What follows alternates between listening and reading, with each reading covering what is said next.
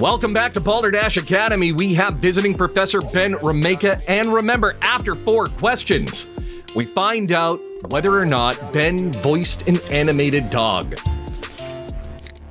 So stick around, right? Balderdash Academy, competitive comedy. Good for your health like a yearly colonoscopy. Bring a flask, don't forget your hall pass. If you need a laugh, let me introduce the school staff. Marie Stewart Harmon teaches home economics. See her after class for some home brewed tonics. Sex with me is like Nate Green, cause finishing on top is his normal routine. Coach Steve brings the show's sports knowledge, but he's bad at portmanteaus cause he didn't go to college. Paulie McGill spits words like an Uzi. She wins every game but can't name a single movie. They call him Randy Hunt, the theater guru. He'll always almost win like deja vu do. Carla Rose Dubois, you better watch your back. She's notoriously known for teaching music facts. And Bob LeBlanc gets no disrespect. Don't talk back, cause he's technically correct. Yes, let's go. Balderdash Academy, baby. Alright, sit down, class is starting.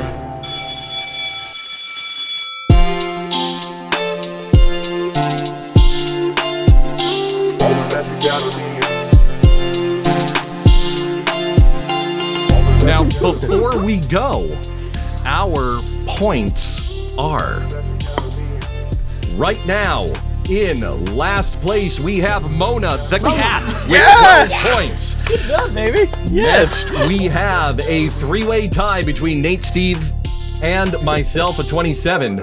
Molly with 32, and in the lead we have Marie with 37 points. Well, I'm done. almost that old. All right. Now you're making Joining me us- feel like Sophia.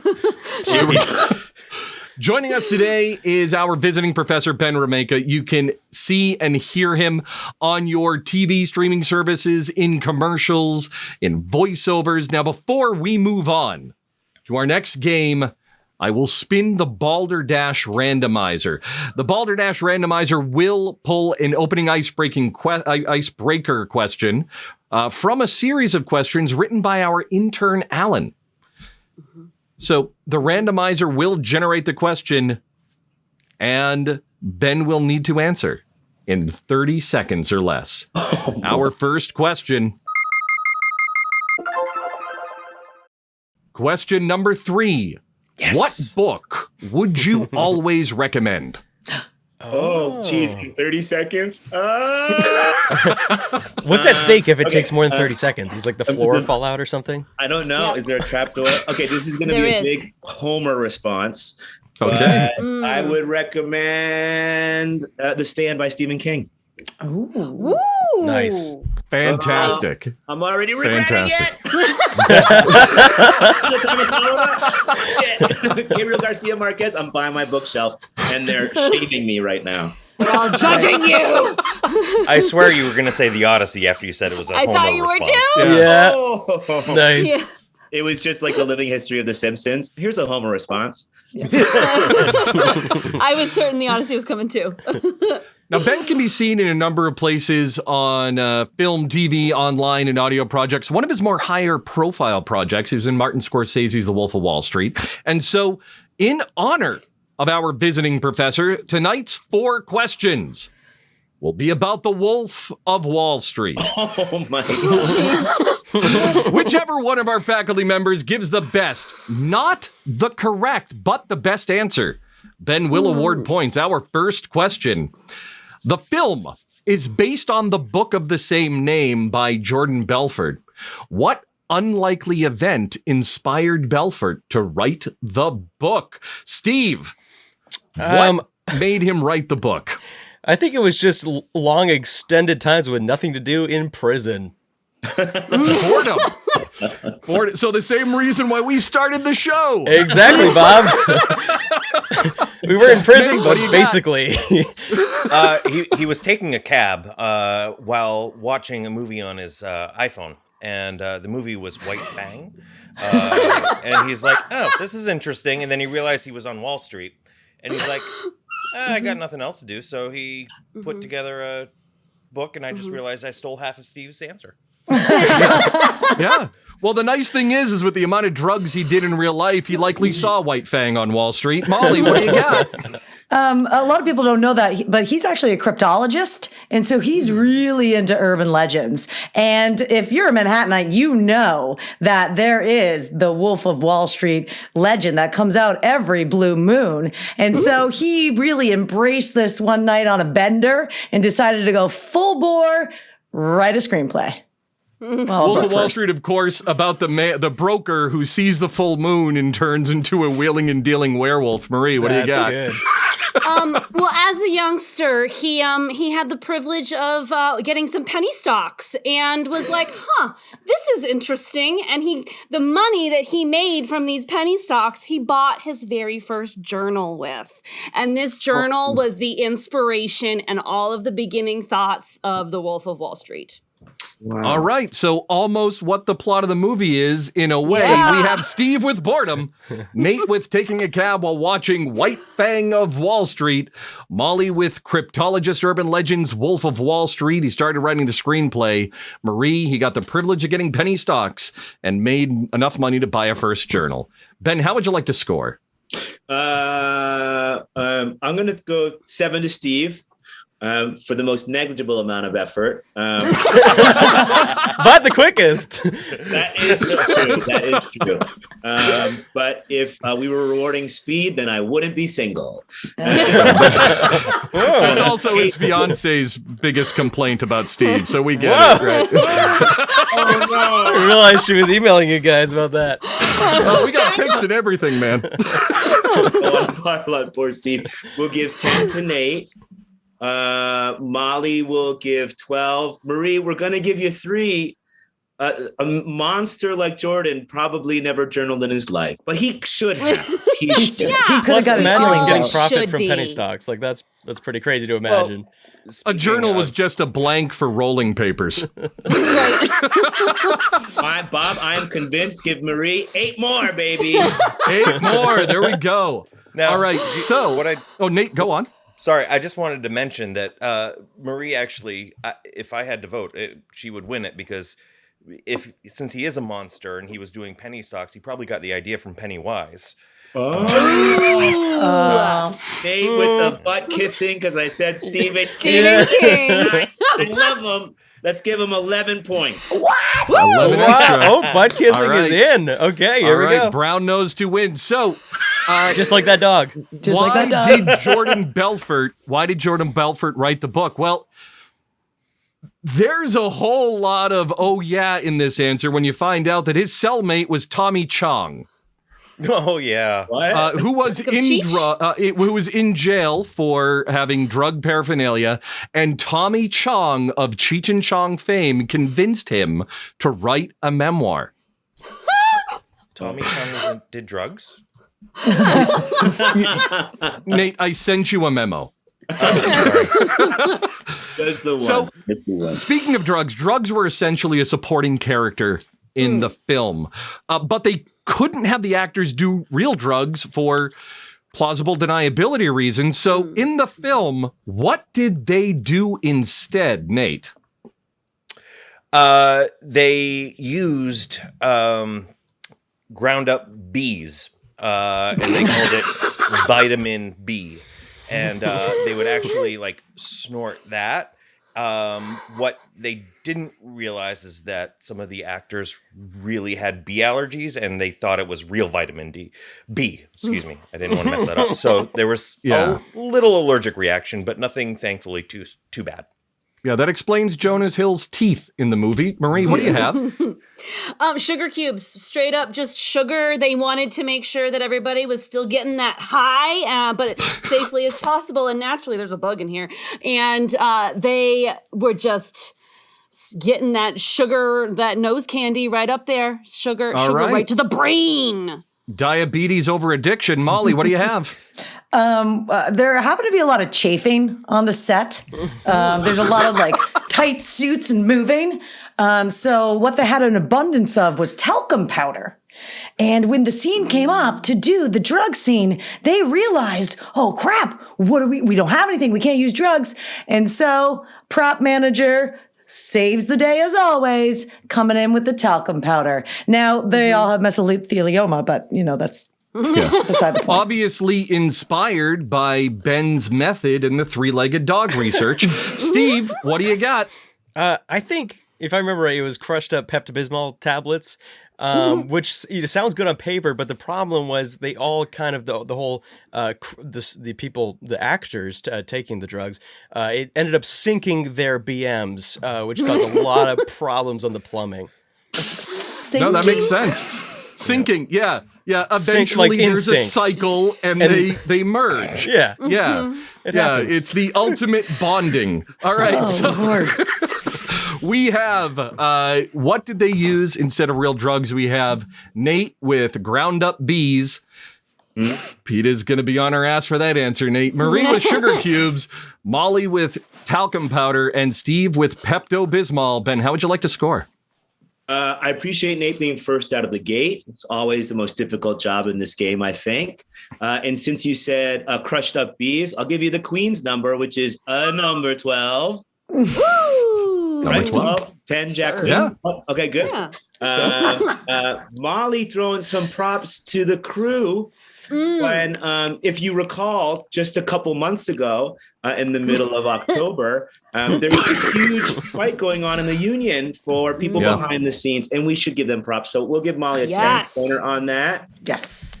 This was not Marie's intention, but she did say sugar cubes, which is, of course, a horse's greatest treat. And everyone knows that the drug that's most popular right now in December is a horse tranquilizer Special K, which I'm sure that Jordan used at some point. I thought it was a dewormer. I would talk to your guy, Bob. I talked to you. It's a COVID thing. All right. You're like, what do you got, baby? I'll take whatever you got. So we'll give Marie a healthy 13. Thank you. Who's left? Steve. And We got Steve, say? Synced up bowel Steve movement. had Pepto-Bismol. And the sinking of the BMs. Oh, yes, the BMs. That's what it was. So since you mentioned poop, I'll give you a number 2. Number 2. Sinking of the BMs means that now all bowel movements need to be known as Bismarcks. So I thought it was funny. So the drugs essentially were crushed vitamin B. The cast snorted so much of it during production that Jonah Hill developed bronchitis and had to be hospitalized. Oh my gosh. So, Bond girl Joanna Lumley from Ab Fab fame plays the relative of Margot Robbie's character. However, Lumley's role almost went to another actress. Who did it almost go to, and why was she not in the movie? Marie, who did it go to, and why was she not in the film? Carrie Fisher.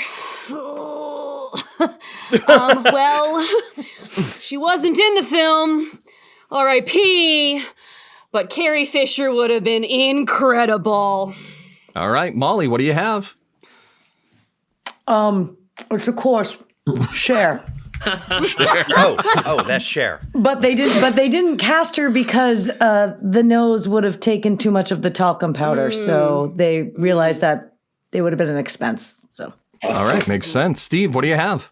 Dame Judi Dench, obviously. The producer had a lisp and he had trouble saying her names quickly. So that's why she had to be cut from the film. All right. And Nate, what do you have?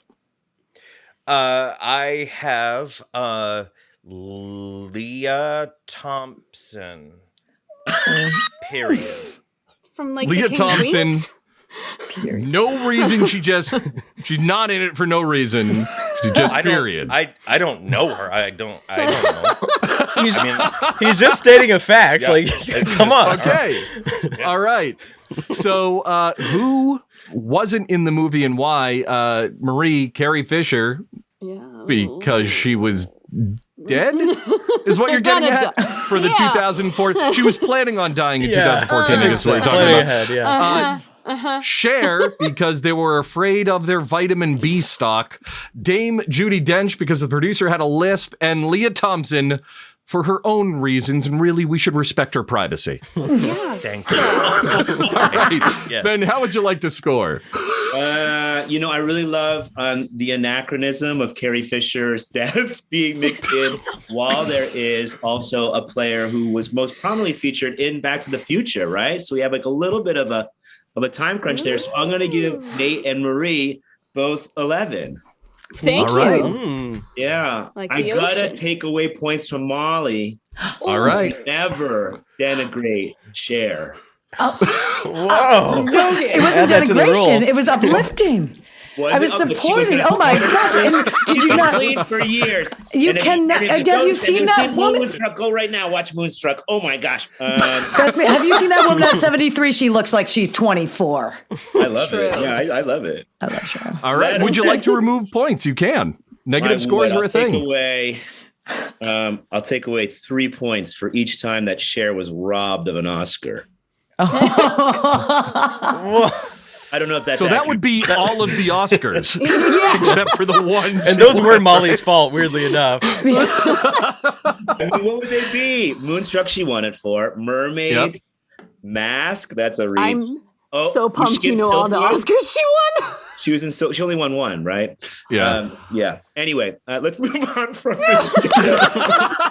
Do you believe in love after All right. love? Wait, So- Steve's left, right? What was Steve's Yeah. next? That's all right. Steve said Dame Judi Dench because the producer had a lisp and couldn't pronounce it. Dame Judy, baby. Pronounce it.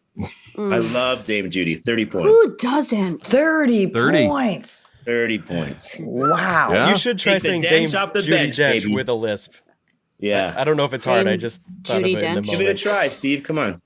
Yeah, let's see it, Steve. Lisp. Dame Judi Dench. Oh, it's fine. Oh, You can yeah, do that's it. Yeah, it's fine. Never mind. I was wrong. But I'll take that The 30. exact same way you said it before. You just Dame. Normally. There's not many S's, so it's not that hard to do. Not any S's. Dame Yeah, not Judi any. Dench. That's There's none. Steve, were you it's a Maybe the missing only phoneme. Were you All told you right. had a silent lisp when you were a child? You're Yeah. like, I have a little can't do trauma it. from that. Yeah. So Joanna Lumley plays the relative of Margot Robbie. The role originally was going to go to Mary Poppins herself, Julie Andrews, who had to Oh back my out of the God. film due to an ankle injury. That would have been incredible. Yeah, the Hills could have been alive with the sound of Quaaludes. Wow. Talk about building your portfolio. I want to see this version of the film.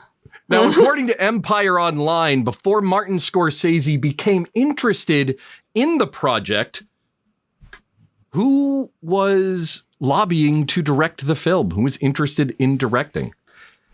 It went to Martin Scorsese. Somebody else was definitely interested. Molly, who was interested in directing the show? Nicolas Cage. He wanted to try his hand at something new. He had the fame of The Rock and knew that he could probably do it. That's fine. The Rock, to me, is an unofficial sequel to James Bond. It makes perfect sense. You know, you got Connery in there. His original Bond disappeared since the 60s. oh, yeah. All right. So, Steve, who was tapped to direct? Originally, it was supposed to be Peter Jackson, but he insisted that it be shot in the mountains of New Zealand, and they felt that wouldn't really fit the vibe of Hollywood. Yeah, and he stretched out the small story into 4 separate films, each with massive special effects budgets. That makes perfect sense. Nate, what do you got? It was going to be Edgar Wright with Simon Pegg and Nick Frost starring in the lead roles. Oh my God. And they actually, even though they didn't officially make it, they did make it over the pandemic. They just forgot to film it. That makes sense. My favorite part of Wolf of Wall Street was right in the beginning of the film when they told you the entire plot of the movie, start to finish. It was only Edgar Wright can. Marie, what do you have? James Cameron, but it was too recent that he'd made his most recent movie before The Wolf of Wall Street, which I'm pretty sure was Avatar. And so too close a time period. He can't do movies that quickly. makes sense. No That's true. way. Yeah, and it was so difficult trying to get the entire New York set to the bottom of the ocean. So we have, according to Empire Online, before Scorsese became interested, the project was wanting to be directed by who? Got Nick Cage by Molly, Steve, Peter Jackson, Nate Edgar Wright with Peg and Frost, and Marie, James Cameron. Ben, how would you like to score? Okay, I want to give Steve, I love that Peter Jackson bit. There's 8 points. Bob, what a great joke. Let's give yourself an 8 point. That was really good. For Really just good saying that it would have been stretched out over 4 movies, because of course it would. And you would have changed the lore a little bit and invented a character. You know, it's too much, Peter. Relax. Calm down, Peter. Marie, I'm going to give 3 points to Marie, which is Thank the you. same number of Avatar sequels that are currently in development. God, no. Which, if you don't know, is the most insane thing in the world that a megalomaniac said to himself.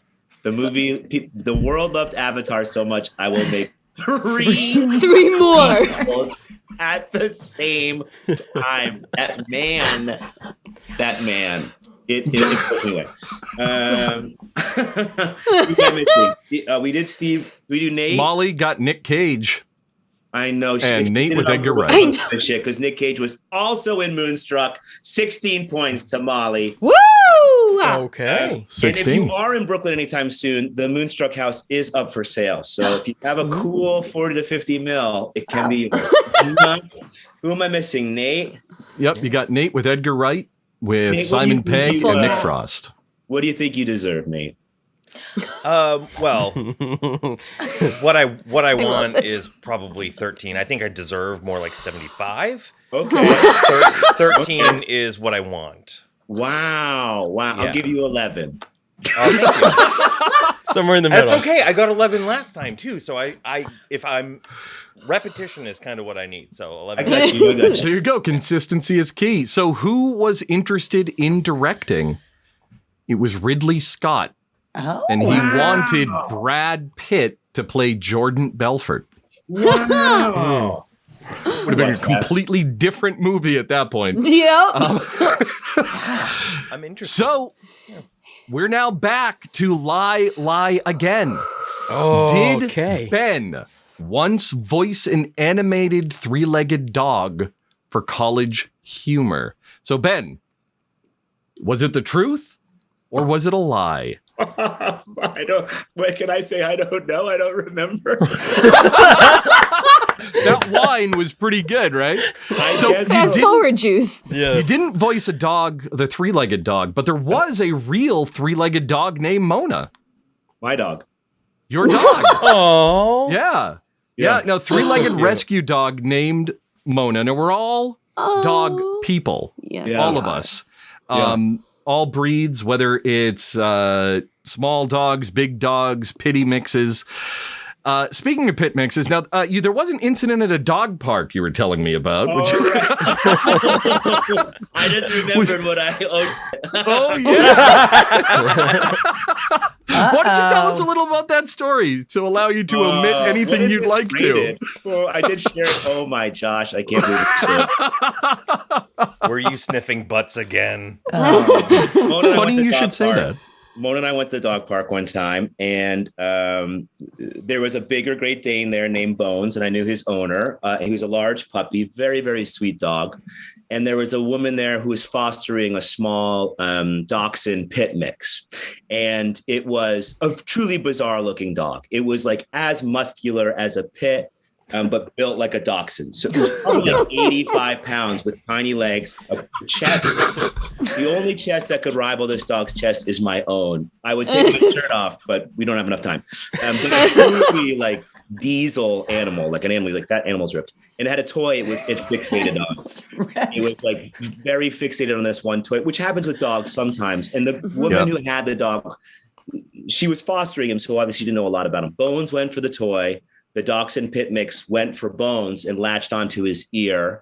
And the women were trying to separate the two dogs, get them apart.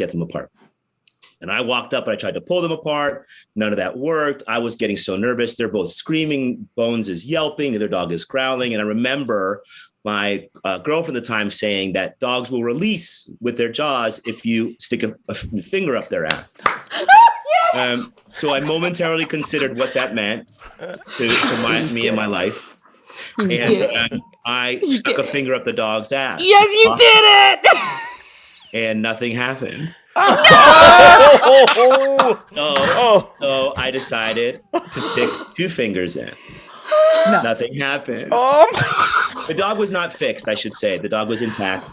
I twisted the dog's balls with 2 fingers in its ass. I mean, like, I really gave it to this dog. Like, people pay for this stuff. You know what I'm saying? Yeah.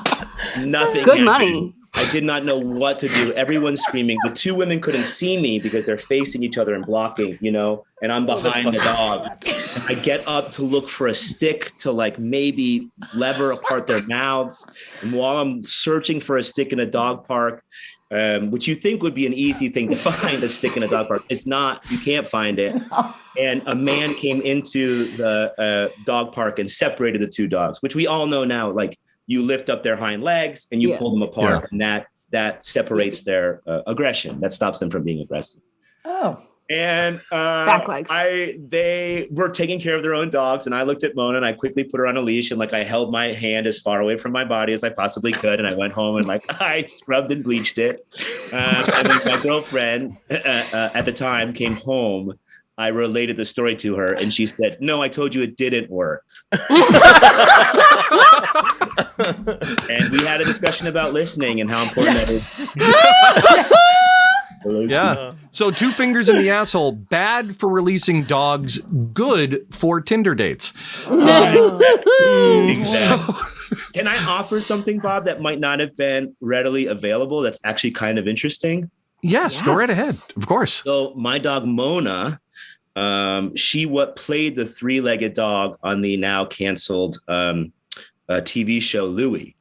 So there's a moment where Charles Grodin walks a 3-legged dog in the 2nd season. Wow. So that's my dog, Mona. That's my What? So, Famous dog? Awesome. What? She almost has better IMDb credits than I. Now, that voice that you, when you were lying to us, that voice, do you talk as her in that voice? Good question. Yeah. Very good question. I don't do the dog's voices. But if you see her, there is something regal about it. So I don't, you end up talking like an idiot to your animal, and their names end up like evolving. Like her name at this point is like Moji, because I called her like Mojale Viage, which is like a red wine. There it is. Forget juice again. Forget juice. You know how the juice. names evolve. But no, I don't know if I've ever spoken a voice, but I am positive, because pun intended, like she could be a real bitch sometimes. Sounds like my Mona. Something about. I think that she was probably like Cleopatra in a past life and was condemned to be a dog, because she can be very regal and keep to herself, and she doesn't give love easily, but when she does, you earn it, So anyways, so I figured a dog's ass. Wow. People do pay money for that. Speaking of things people pay Rule money 34, for. right? Rule 34. Yeah. Rule Oh, God, no. Rule 34. Yeah. Speaking of things people pay money for, how about our points? Yeah. Right now, speaking of Mona, right now in last place, we still have Mona with 12. Yay. We have myself with 35. Molly with 67, Steve with 74, Marie with 75, and in the lead is Nate with 82 points. Nice job, Nate. Done. All right. It's still anyone's game. Join us when we return for Steve's pop quiz and Technically Correct. Only on Balderdash Academy. Go Dashies! Remember to like and subscribe to the video. Also remember that we have options available if you'd like to support the show directly. You can show your school pride by picking up some merch from our store. We are also now booking live shows. So if you want a game show experience, a quiz show, improv comedy, you can find us all online at balderdashacademy.com. It's been a pleasure. Have a good night. 2-finger salute. And a twist of the balls. Go Dashers.